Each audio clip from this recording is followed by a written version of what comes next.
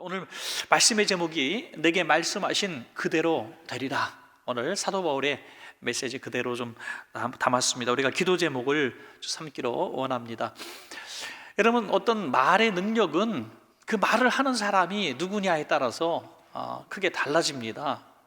우리가 SNS도 하고 그럽니다만은 사실 나와 상관없는, 별 볼 일 없는 무수히 많은 그런 이야기들에 우리가 너무 영향력을 받을 필요가 사실 없는 것이죠. 우리와 가까이 있는 사람들, 우리를 아는 사람들, 우리에게 영향력을 줄 수 있는 사람들의 이야기만 귀담아 듣기도 우리가 정말 시간이 짧고 또 기회가 적은데 뭐 쓸데없는 소리 너무 귀 기울일 필요가 없는 거예요. 세상에는 전문가라는 사람도 너무너무 많고요, 아는 사람이 너무너무 많습니다. 그거 다 귀 기울일 필요가 없다는 것이죠. 우리 어떤 대통령이라든지 뭐 장관이라든지 또 무슨 뭐 지역의 어떤 기관장이라든지 그런 사람들의 말의 영향력도 사실 자기가 다스릴 수 있는 그 안에 국한된 것입니다. 우리가 일반적으로 아주 가깝게 지내는 어떤 그런 사람들이 우리에게 말의 영향력을 행사하는 경우는 이를테면은 우리 자녀들의 선생님, 또는 우리가 뭐 조금 어떤 교통사고를 내서 길거리에서 경찰관을 만나서 이렇게 좀 우리가 판단을 요할 때 경찰관의 말 한마디, 또 좀 나아가서 재판을 받게 됐을 때 재판장의 말 한마디가 우리의 생활에 얼마나 큰 영향력을 끼칩니까?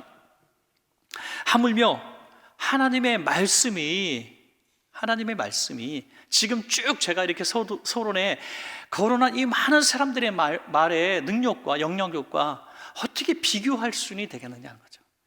여러분, 제가 이렇게 길게 얘기를 드린 이유가 있습니다.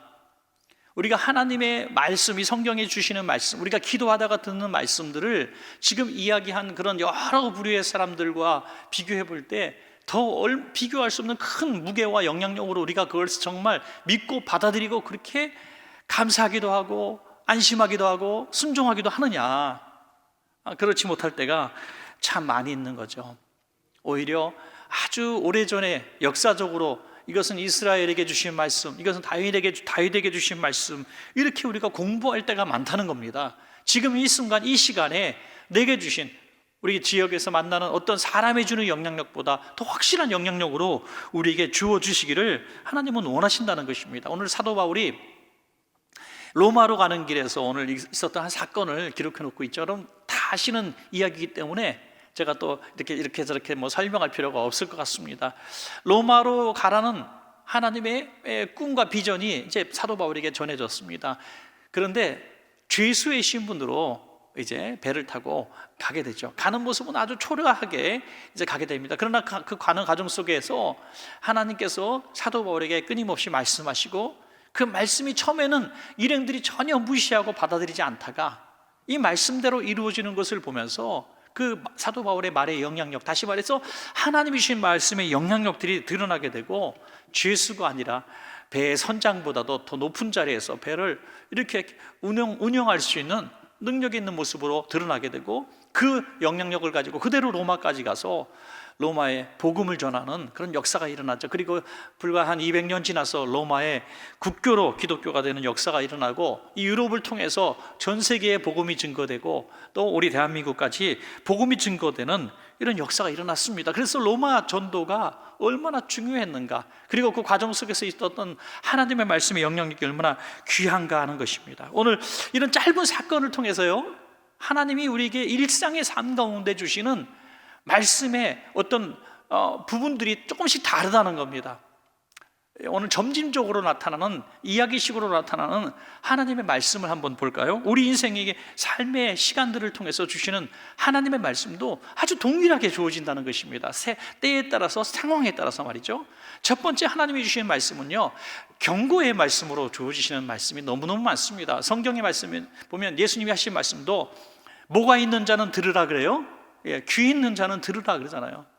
제발 좀 들어라, 제발 좀 들어라. 이게 경고하시는 말씀이거든요. 구약의 수많은 이스라엘과 또 유다의 선지자들이 한 메시지가 뭡니까? 들으라는 거예요. 하나같이 경고의 말씀입니다. 이 경고의 말씀을 듣는 자는 복이 있고 듣지 않는 자는 고통을 받게 되는 것이죠. 이 경고의 말씀이 뭡니까? 이제 그들이 이 풍랑을 앞에 두고 있기 때문에 잠시 그 항구에 머물러 있다가 가라. 안 그러면은 이 배에 큰 손상이 있을 거고 수화물에 손해가 있을 거고 생명도 위험할 것이다. 하나님 분명히 세 가지로 말씀해 주셨어요. 배도 위험하고 또 수화물에 많은 손해가 있을 것이고 심지어 사람들의 생명도 위협을 당할 거다. 이렇게 이야기를 합니다. 사도행전 27장 10절에 그 말씀이 있죠. 27장 10절 말하되 여러분이여 내가 보니 이번 항해가 화물과 배만 아니라 우리 생명에도 타격과 많은 손해를 끼치리라 하되 이제 조그마한 항구인 미항이라고 하는 곳에서 들려진 하나님의 음성입니다. 그러나 이 사람들은 이 미항에서 조금 더 나가기를 원했던 거죠. 좀 더 나가서 좀 큰 항구에서 좀 겨울을 쉬어도 거기서 쉬는 것이 안락할 것이고 많은 부대 시설이 있으니 용이할 것이다. 아주 합리적으로 또 생각했습니다. 자, 세 가지 이런 손해가 있을 것이라고 말씀했는데 그들도 세 가지 자신감을 갖고 있었어요. 무슨 세 가지 자신감입니까? 첫 번째는 이 배가 보통 배가 아니라는 겁니다. 276명이 타는 배입니다. 여러분 2000년 전에 사람을 276명을 태울 수 있는 배가 있다는 것도 놀랍지 않습니까? 그리고 수많은 이 화물이 있었다는 거예요. 특별히 곡물 운반선이라고 이렇게 얘기를 하는 것 같습니다. 그래서 곡물과 여러 가지 또 화물 또 뭐 심지어 짐승까지도 막 태웠을 겁니다. 그 엄청난 무게를 견디는 큰 톤수가 높은 어떤 배였다는 것이죠. 또 하나 그들이 이 바울의 말을 듣지 않았던 이유는 이 배에는 아주 능숙한 또 숙련된 이 선원들이 많이 타고 있었다는 거예요. 요즘 말로 1등 항해사, 뭐 갑판장, 뭐 이런 사람들이 타고 있었다는 거예요. 그러니까 뭐 조그만 돛단 배도 아니고 노짓는 배도 아니고 야 걱정하지 마 이렇게 얘기하는 것입니다. 또 하나는 경험이 많고 또 실력 있는 내노라는 이 선장 그리고 배의 주인. 손해가 나면 누가 손해입니까? 배의 주인이 손해죠. 근데 가자는 거예요. 괜찮다는 거예요. 풍랑이 있지 않을 거라는 겁니다. 또 마침 그때 순풍이 불었다는 거예요. 배가 나가기 아주 좋은 환경이 돼. 자, 여러분 남의 얘기라고 듣지 마시고 지금 우리 인생에 하나님의 경고의 말씀이 딱 들려졌는데 우리는 지금 이 세 가지의 손해에 대한 경고의 말씀보다 세 가지 우리 삶에서 판단되어지는 그래도 가야 하는 그런 이유를 훨씬 더 많이 가지고 있을 때 우리는 무엇을 선택할 것인가 하는 것이죠. 무엇을 선택할 것인가? 분명히 하나님의 말씀 같은데 기도하면은 하나님의 말씀이 이건데 자꾸 내 삶의 경험과 내 지식과 또 내 실력과 또 사람들의 말과 또 내가 생각하는 그런 든든함들이 경험들이 자꾸 하나님의 말씀에 불순종하는 방향으로 나가고 그리고 점점 그렇게 나갈 때 잘 되는 거예요. 이거 봐라. 야, 역시 내가 생각하길 잘했어. 내가 판단하길 잘했어. 어떤 어려운 불안 가운데에 가게 업종을 이제 바꾼다고 합시다. 야, 그래도 내가 그래도 조금 이렇게 좀 남들이 볼 때 부끄러운 일 같지만 먹고 사는 게 중요하지. 11조 많이 드리면 되지 뭐. 그러면서 조금 이렇게 악하고 예수 믿는 사람들이 하지 못할 그런 업종을 선택하고 이렇게 해나간다고 합시다. 뭐 그 업종이 뭐 굉장히 또 여러 종류가 있겠죠. 그런데 조마조마 처음에 하는 마음 가지고 조심스레 하는데 사고도 안 일어나고 돈도 훨씬 많이 벌리고 그래서 교회에다가 또 11조도 많이 하고 또 하나님 앞에 봉사도 하고 막 이러는 것 맞죠? 내가 생각을 잘했구나. 예, 맞아. 신앙은 신앙이고 세상은 세상이지. 이렇게 우리가 착각할 수도 얼마든지 있다는 겁니다. 어떤 뭐 그런 업종에 업소를 들어갔는데 내 시작은 미약하였으나 나중에는 심히 장대하리라. 아무개 교회 담임 목사 누구 딱 써 있는 걸 볼 때 우리는 그런 생각들을 할 수도 있다는 것이죠. 여러분, 이 일반 사람들이 선택하는 기준과 그리스도인이 선택하는 기준이 전혀 차이가 없는 경우를 우리는 너무나 많이 볼 수 있어요. 너무나 많이. 어떤 목사님이 쓰신 책을 제가 읽었는데요. 그분이 이제 아는 분인데 오래전 얘기입니다. 저 지방의 한 큰 대도시에서 목회를 하셨어요. 굉장히 규모도 있고 꽤 괜찮은 교회에서 목회를 재미있게 하시다가 서울에 조금 그거보다 훨씬 작은 교회인데 어떻게 알게 된 그 성도들이 목사님이 이제 안 계셨어요, 그 교회에. 그래서 이분을 초청을 해서 담임 목사로 청빙을 하게 됩니다. 그런데 교회 규모가 서울에 있는 교회가 훨씬 더 작습니다. 훨씬 더 어려운 교회고 예배당도 없고 그런 상황이에요. 그렇지만 서울에 있다는 거 하나 차이. 여기도 뭐 지방의 한 대도시, 큰 대도시였습니다. 그런데 기도하면 그냥 평범한 생각은 내가 거기 왜 가? 하는 생각이, 기도하면 자꾸 하나님이 이 서울 쪽의 교회로 인도하시는 거예요. 가라 그러는 거예요. 그래서 고민하다가 여러 가지 상황이나 생활 형편이나 훨씬 더 못해지는 그 서울 교회를 결국 선택하게 됩니다. 그런데 목사님은 그렇게 심사숙고 선택을 했는데 성도들의 마음속에는, 야, 이게 봐라, 우리 목사님 서울에서 오랜다고 우리를 다 헌신짝처럼 버리고 서울로 도망가는구나. 야, 목사님 사꾼 목사네. 이런 생각들을 수근수근 했다는 거예요. 그리고 드디어 이사를 오시는 날 교회 집사님들, 중직들이 몇 사람 이삿짐 도와준다는 마음으로 따라왔다는 거예요. 와서 교회를 같이 보더니 그분들이 회개를 합니다. 그러면서 이런 얘기를 하는 거예요. 목사님, 사실 우리가 따라온 이유는 이삿짐 도우려고 따라온 게 아니라 목사님이 얼마나 잘 먹고 잘 사는 교회로 왔나 우리가 확인하러 왔습니다. 얼마나 좋은 교회길래 우리를 선시짝처럼 버리고 저렇게 그냥 다 한 번에 서울로 올라오나, 우리가 그거 보고 목사님과 정을 완전히 끊어버리려고 우리가 눈으로 확인하려고 왔습니다. 그런데 와서 보니까 훨씬 더 열악하고 훨씬 더 힘들고 예배당도 엉망인 그런 교회에 와서 목사님이 헌신할 걸 생각하니 목사님 참 목사님이신 것 같네요 라고 얘기했다는 거예요. 여러분, 이 상황, 뭐 형편 이런 거 구체적으로 설명할 필요가 없어요. 목사님은 하나님이 부르셨는가 안 부르셨는가 보고 결정한 것이고, 성도들은 큰 교회 가면 사꾼 목자고 작은 교회 가면 참 목자라는 기준을 갖고 있었다는 거죠. 설명이 너무 어렵나요? 너무 어렵나요? 여러분, 우리가 눈에 보이는 게 다가 아니라는 거죠. 어떤 결정을 하더라도 하나님이 인도하신 대로 순종하는 것이 바른 결정인 것을 믿으시기 바랍니다. 이걸 해서 내가 부자가 되고 이것을 해서 가난하게 되고, 내가 이걸 해서 내게 유익하고 이건 내가 해서 내가 손해가 있고, 이런 기준이 아니라는 거예요. 남들이 뭐라고 해도 이게 하나님의 뜻이다라고 생각하면 다른 사람의 의견 눈치 보지 말고 순종하라는 거죠. 그것이 더 내게 복이 되든 내게 손해가 있든 말이죠.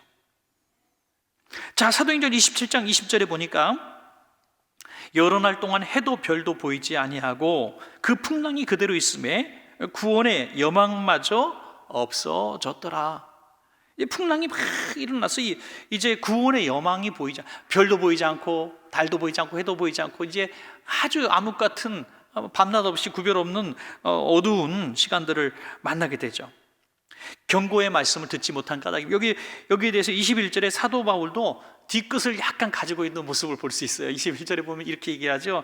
야, 내 말 듣고 순종했으면 이 타격을 면했을 텐데 너희들 왜 내 말 안 듣고 그렇게 버티면서 왔냐 이거예요. 선장과 선주의 말을 더 듣고 배의 크기를 믿고 경험을 믿고 왜 하나님 말씀 무시했어? 하면서 분명히 따질 걸 따진다는 거예요. 그래서 그들의 판단이 하나님의 말씀에 따른 판단이 아니었음을 이렇게 책망하고 있는 것입니다. 그러나 더 중요한 것은요, 하나님은 경고의 말씀을 하시고 순종하는 데는 복이 있지만 불순종해서 고난을 당했을 때에도 거봐라 하고 끝나는 하나님이 아니라 희망과 위로를 주시는 하나님이신 줄로 믿습니다. 참 많은 우리 인생길을 뒤돌아보면서 내 고집과 내 경험대로 다른 사람의 말에 따라서 결정하고 그렇게 참 좋지 않은 결과들을 만났을 때에 두 가지 방향으로 나가게 될 겁니다. 하나는, 하나님 도대체 왜 그래요? 아직도 정신 못 차리는 기도를 하는 분들이 있어요. 하나님 도대체 왜 그래요? 실수는 자기가 다 저질러 놓고 하나님 왜 그러시냐 그래요. 그리고 내가 뭘 잘못했냐고, 나 교회 열심히 나갔다고 말이에요. 나 충성한다고. 이렇게 얘기해요. 하나님 주셨던 개별의 음성을 이렇게 불순종한 자신의 생각을 하지 않는다는 겁니다. 또 한 사람은 어떤 사람입니까? 회개하고 돌이키고 이제 다시 기회를 달라고 기도하는 사람입니다. 바로 이 사람이 희망이 있는 사람이죠. 오늘 하나님은 이 희망의 메시지를 분명히 주십니다. 경고의 말씀, 책망의 말씀을 하시는 것이 아니라 이제는 희망의 말씀으로 바뀌어주는 거예요. 우리 구약의 수많은 선지자들이 그 역할을 하지 않았습니까? 이렇게 순종하지 않으면 너희 멸망할 거야, 망할 거야. 그러나 망하고 포로가 될지라도 하나님은 다시 회복시키실 거라고 거기까지 선언하시는 이 하나님의 메시지를 우리가 볼 수가 있습니다. 여러분, 이 위로와 희망의 메시지가 있기 때문에 우리 성도들이 7번 넘어져도 일어나는 줄로 믿습니다. 여러분, 7번 넘어져도 일어날 수 있는 비결은 바로 이 위로와 희망의 메시지가 우리에게 주어지기 때문입니다.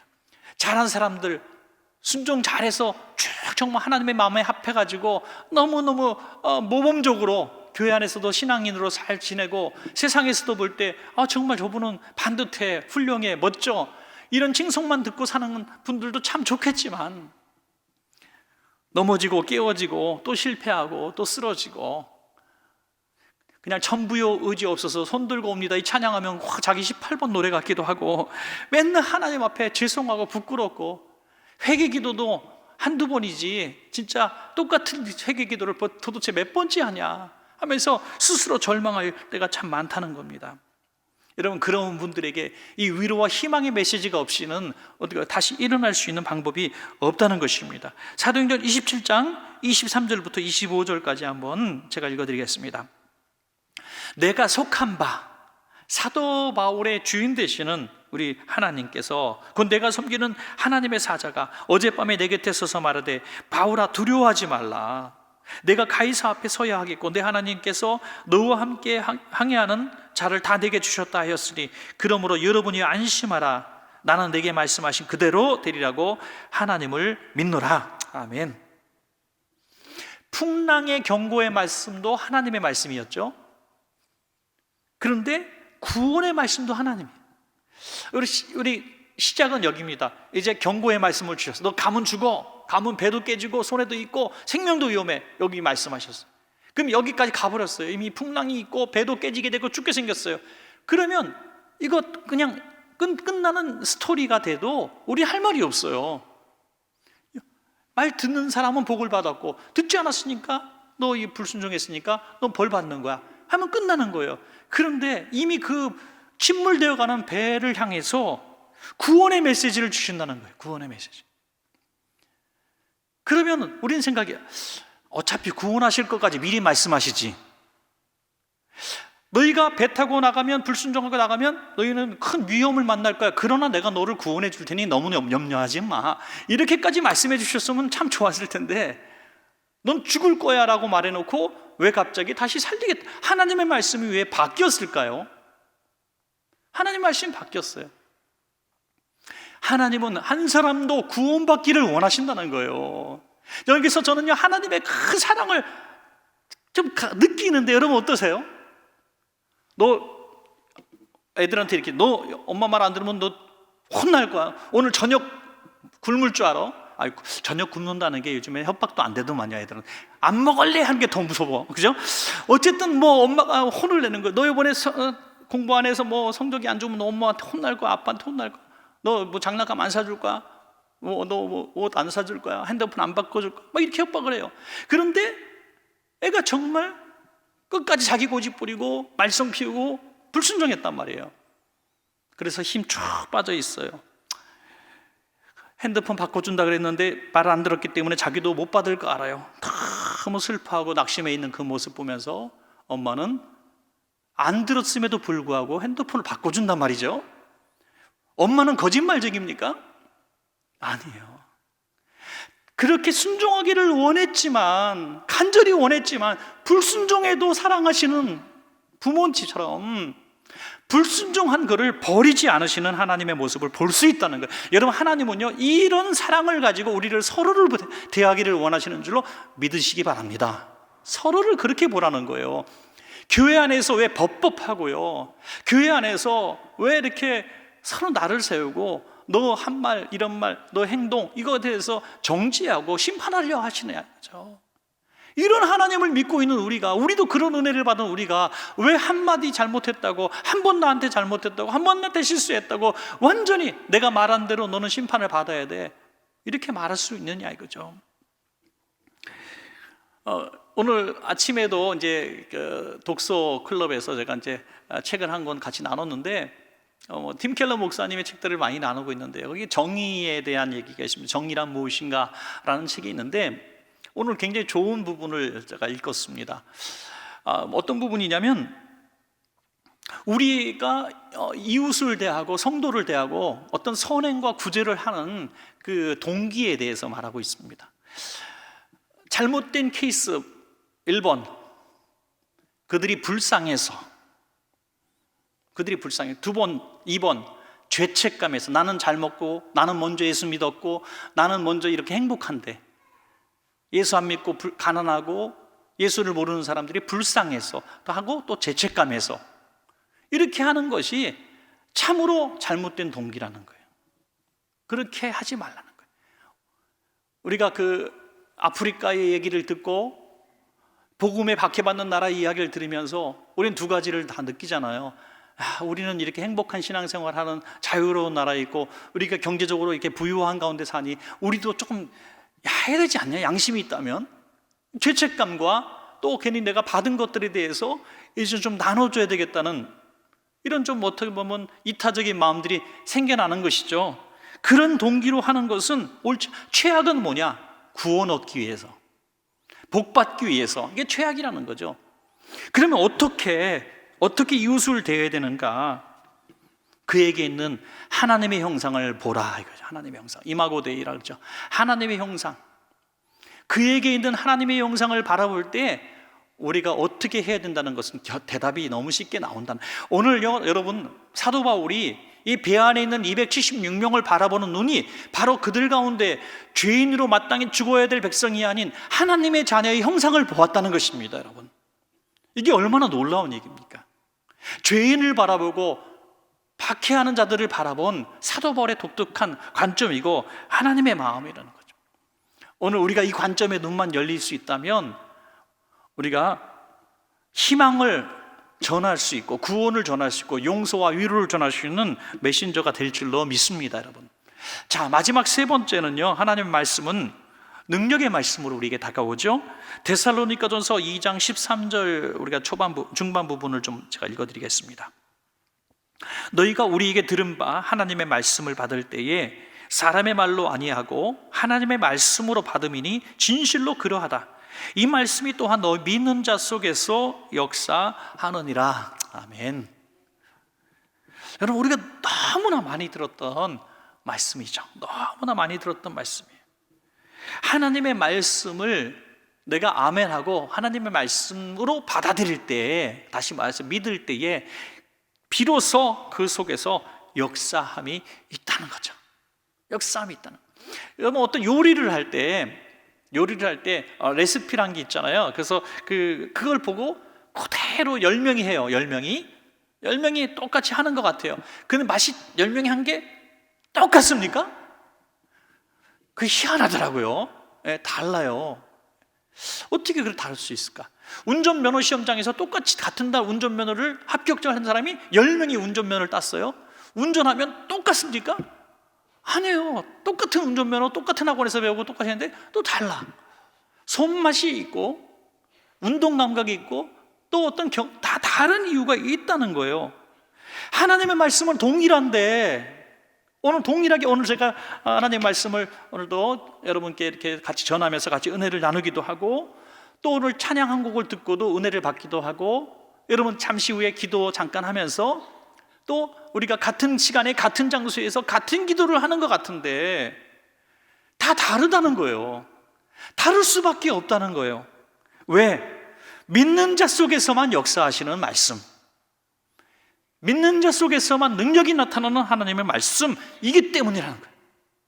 하나님의 말씀이 똑같이 선포되어져도 내가 믿는 자 속에서 내가 아멘하고 받아들일 때에 그 믿음에 역사가 나타납니다. 사도 바울의 이 메시지에 경고의 메시지, 위로의 메시지, 이 단계를 통해서 백성들은 듣는 태도가 달라졌을 줄로 믿으시기 바랍니다. 달라졌어요. 처음에 바울이 야 너희 가면 위험해, 그냥 미양에 머물자, 우리가 좀 하나님께서 가라 그러면 가자 말씀을 전했을 때에 경고의 말씀을 그들은 받아들이지 않았습니다. 오히려 무시하고 네가 뭘 한다 그래, 죄수 주제에 하면서 오히려 우스갯소리로 그들을 부끄럽게 했을지도 모르겠어요. 수치감을 더 줬는지도 모르겠습니다.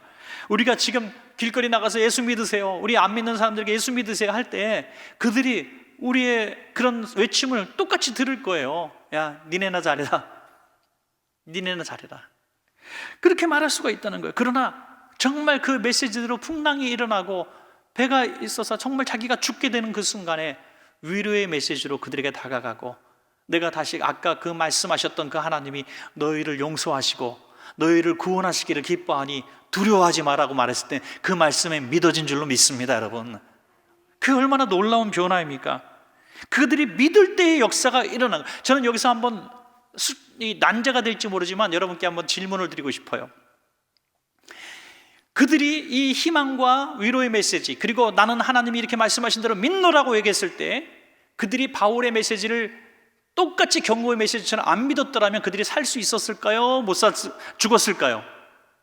1번 살 수 있었다 그래도, 2번 그들이 큰 위기를 만나고 생명에도 위협이 있었을 것이다. 2번 어디입니까? 1번이에요? 2번이에요? 아무렇게나 해도 상관없습니다. 어차피 이루어진 건 답이 나와 있어요. 저는 제 생각엔 2번이라고 생각해요. 그들에게 정말 생명의 위협도 있고 몇 명이 죽었을 수도 있다고 저는 생각을 해요. 그런데 그들이 구원받은 그 정당성에 대해서 저는 이렇게 얘기합니다. 그 순간부터 바울이 선장과 선주보다 높아집니다. 이렇게 해야만 따라하고, 야 탈출하는 사람들 못 탈출하게 배 줄을 끊어버려 하니까 끊어버리는 거예요. 군사들도 백부장도 선장과 선주도 바울의 말에 순종한, 이 말이 뭡니까? 바울의 메시지를 믿었다는 거죠. 믿는 자 속에서 역사가 나타났고, 믿었기 때문에 그들이 큰 실수를 했지만 구원받은 줄로 믿습니다. 여기서 바울의 메시지에 영향력이 행사가 안 됐더라면 그들은 구원받을 수 없었을 거예요. 바울이 얘기한 것처럼 그들이 선원들이 탈출하려고 할 때 바울이 탈출하지 못하게 해라 했을 때 저들 살 길을 찾는데 왜 막냐 하고 도망가서 내버려뒀더라면 그들이 죽을 수밖에 없었겠죠. 순종했기 때문에, 달라졌기 때문에, 회개했기 때문에 구원의 역사를 만난 겁니다. 여러분, 가장 늦었을 때라고 생각할 때에 하나님의 말씀에 순종하고 회개하고 이제부터라도 순종하면 하나님의 구원의 역사가 우리 가운데 반드시 있습니다. 하나님은 기회를 주시는 하나님, 우리에게 어떻게 해서든지 복을 주시려는 하나님. 늦었다고 생각할 때 포기하지 마시고 지금이라도 아멘 하고 받아들이신다면 모든 것 잊어버리시고 새날을 열어주실 줄로 믿습니다. 그들은 276명 전원이 살아나고 멜리드 섬에서 구원을 받았습니다. 그까지 독사가 잠깐 물었지만 성경에 비중 있는 것처럼 나타나 있지만 사실 이거는 바울은 관심도 안 갖는 이야기 있을 거예요. 나중에 한 10년쯤 지났을 때 바울 선생님 그때 정말 큰일 날 뻔했죠. 그때 멜리드 섬에 가서 독사한테 물려가지고 정말 마을 사람들 다 선생님 죽는다 그랬는데, 야 정말 선생님 인생을 뒤돌아볼 때 정말 큰 사건이었잖아요. 그러면 바울이 이랬을 것 같아요. 잘 기억이 안 나는데 그런 일이 있었어? 어떻게 나보다 더 잘하니? 나는 그때 그런 일이 있었나? 무슨 말입니까? 위기로 여기지도 않았다는 거예요. 여러분, 우리 살면서 이건 위기다라고 사람들이 얘기하는 순간에도 하나님의 약속에 의지하고 믿고 있으면, 너는 반드시 가이사 앞에 설 것이다라는 약속을 믿는다면 난 여기서 죽지 않는다는 당연한 결과가 나와 있는데 뭘 두려워합니까? 여러분, 우리가 생명의 위협이 있고 내가 망했다, 끝났다, 나는 힘들다라는 어떤 진단이 있고 결단이 있어도 우리 하나님을 딱 바라보면서 하늘나는 참새 한 마리도, 하나님이 묶음으로 팔리는 하찮은 참새 한 마리도 하나님이 허락하지 않으면 떨어지지 않는다는데 하물며 나의 생명이 주님 손에 있는 줄로 내가 믿습니다. 이렇게 한다면 어떤 질병과 위협에서도 우리 두려워하지 않는 거예요. 난 걱정도 하지 않았어요. 난 죽으리라고 생각지도 않았어요. 왜 하나님이 내 앞에 내 인생에 이렇게 너는 할 거야, 넌 이런 나에게 영광을 돌릴 거라는 축복의 메시지를 주셨는데 내가 그 메시지를 붙들고 있는데 내가 왜 염려합니까? 라고 말할 수 있어야 되는 거죠. 정말 중요한 것은 그 음성을 내가 듣고 비전을 바라보는 그 믿음인 것입니다. 사랑하는 여러분, 오늘도 우리에게 세 가지 말씀을 하나님은 늘 주십니다. 때로는 시차적으로 경고의 메시지를 지금 듣고 계신 분이 있으실 거고, 경고의 메시지를 듣지 못하고 불순종하고 내 고집대로 내 마음대로 이렇게 선택했다가 지금 그래서 내가 지금 풍랑을 만났구나 라고 풍랑 한복판에서 지금 해와 달과 별을 볼 수 없는 어둠 속에 계신 분도 계실 거고요. 또 어떤 분은 그런 가운데서 지금 위로를 마음껏 받고 내가 믿습니다, 내가 다시 일어날 줄로 믿습니다 하고 주신 말씀 내가 하나 붙들고, 아니 그 붙들기 위해서 주님의 응답을 간절하게 부르시는 분도 계실 겁니다. 오늘 어떠한 상황이든지 하나님은 살아계신 하나님이고 오늘도 말씀하시는 하나님입니다. 그 말씀을 듣고 반드시 일어나고 승리하시는 여러분 되시기를 간절히 축원합니다.